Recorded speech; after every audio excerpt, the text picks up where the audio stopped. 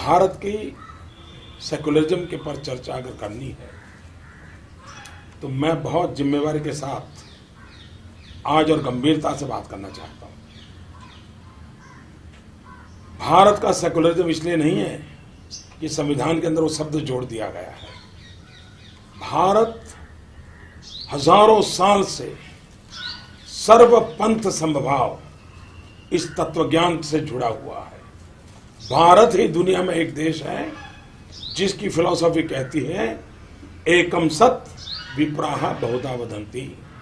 सत्य एक है, जानकार लोग उसको अलग अलग रूप में प्रस्तुत करते हैं। भारत ही एक देश है जो कहता है सर्वे अपि सुखिनः सन्तु सर्वे सन्तु निरामया सर्वे भद्राणि पश्यन्तु मां कश्चित् दुर्भाग् भवेत्। भारत कभी ये नहीं कहता हिंदू सुखेन सुखी है, ऐसा नहीं कहता है। भारत सबके लिए सोचने वाला देश है और भारत का हजारों साल का इतिहास देखिए। हिंदुस्तान ने कभी तलवार लेकर के कभी दुनिया के विचार पर, संप्रदाय पर, समाज पे हमला नहीं बोला है। विस्तारवाद ये भारत के ब्लड में नहीं है। उस भारत को बिन सांप्रदायिक सिखाने की कोशिश है न हमें करनी चाहिए न किसी और ने करनी चाहिए। जो लोग भारत की बिन सांप्रदायिकता के नाम पर कल बयानबाजी की है, मैं उन फारूक साहब से पूछना चाहता हूं, भारत की बिन सांप्रदायिकता के ताकत इतनी जोरदार है और ये हमारी रगों में है, सिर्फ संविधान में नहीं, हमारी रगों में है। हम सर्वसमावेशक हैं। ये देश ऐसा है जो प्रकृति की भी पूजा करता है, पेड़ की भी पूजा करता है, पानी की भी पूजा करता है। यहां कोई पराया हो ही नहीं सकता। पूरे ब्रह्मांड को अपना मानता है, पूरे विश्व को परिवार मानता है।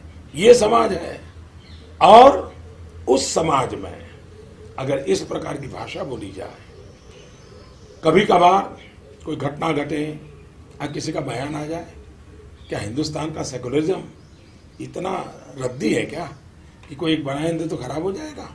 और इसलिए फारूक अब्दुल्ला से मैं कहना चाहता हूं, हजारों साल के हिंदुस्तान के इतिहास में भारत की हजारों साल की महान सेकुलरिज्म की परंपरा को सबसे बड़ी चोट, गहरी चोट अगर कहीं पड़ी है तो कश्मीर में पड़ी है। और वो भी श्रीमान फारूक अब्दुल्ला जी आपके पिताजी की राजनीति के चलते हुआ है। श्रीमान फारूक अब्दुल्ला जी आपकी राजनीति के चलते हुआ है। श्रीमान फारूक अब्दुल्ला जी आपके बेटे की राजनीति के चलते हुआ है। इस देश में कश्मीर एक ही है जहां से पंडितों को धर्म के आधार पर निकाल दिया गया। जो सूफी परंपरा की भूमि थी उसको आपने निजी राजनीतिक स्वार्थ के लिए संप्रदाय के रंग से रंग दिया है। और इसलिए आप कोई बयान करने वालों को, मोदी को वोट देने वालों को दरिया में डुबोने की बात करते हो। पहले आपके पिताजी, आपका बेटा कश्मीर की राजनीति को सारी दुनिया में कौमी रंग देने का पाप कश्मीर की धरती पर आपने किया है। कश्मीर ये सूफी परंपरा की धरती है। कश्मीर ये सर्वसमावेश की धरती थी, उसको ये दाग लगाने का काम आपने किया है। आपको शोभा नहीं देता है इस प्रकार की बयानबाजी। और अगर डूबना है तो किसने डूबना चाहिए? जरा दर्पण में अपना चेहरा देख लो। आपके पिताजी का चेहरा दर्पण के सामने खड़ा कर करके ये सवाल पूछो कि कश्मीर के पंडितों को वहां से खदेड़ देने वाले लोग किस मुंह से देश को बिन सांप्रदायिकता के उपदेश दे रहे हैं। उनके मुंह में शोभा नहीं देता है। हम चुप हैं, इसका मतलब ये नहीं है कि जो चाहे वो भारत की हजारों साल की महान सांस्कृतिक विरासत को आए दिन चोट पहुंचाते रहे।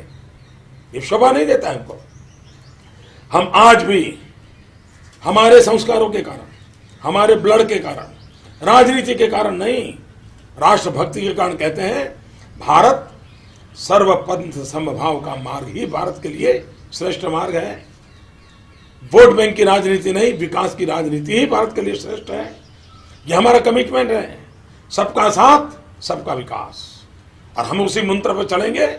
फारूक अब्दुल्ला साहब जैसे कितने ही लोग अनाप शनाप बातें करें, इससे गाड़ी डिरेल होने वाली नहीं है। देश उच्च मूल्यों पर चला है, जय जगत का मंत्र लेकर के चला है। वसुधैव कुटुंबकम का लक्ष्य चलाए, कुर्वन्तो विश्व मारियम का मंत्र लेके चलाए, उससे कभी डिगने वाला नहीं है।